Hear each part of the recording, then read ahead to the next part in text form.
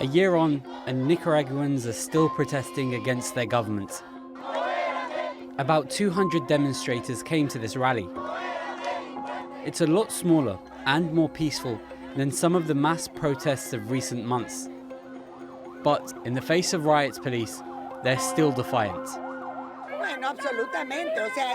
The authorities are showing a fear that the people of Nicaragua don't have. They are the ones that are afraid. The President Daniel Ortega is so scared, making a fool of himself, as he's done these past months, thinking that this show of brute force can stop determination for freedom that the Nicaraguan people have. He's absolutely wrong. We're not scared. Rights groups say dozens were arrested at this protest, though the police deny that. But since protests against Ortega started, thousands have been arrested and more than 320 protesters have been killed. Thousands have also fled the country, and the economy has taken a hit.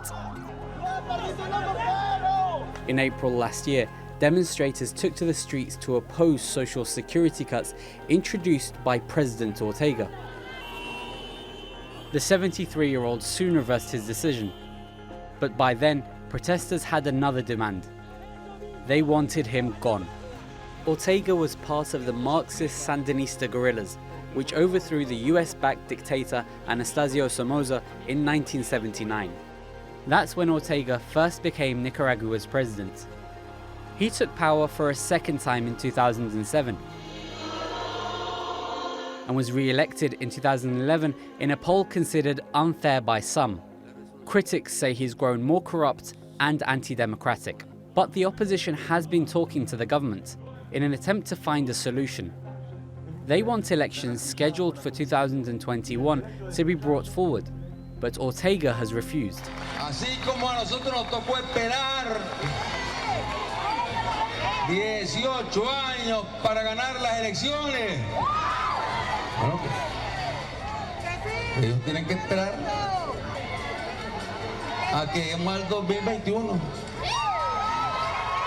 Y ahí, que vayan con su partido. A deal to release imprisoned opposition activists was agreed last month. Some have been freed. But the opposition and the government disagree on the actual number. That emphasizes the lack of trust described by the two sides. And more protests are expected.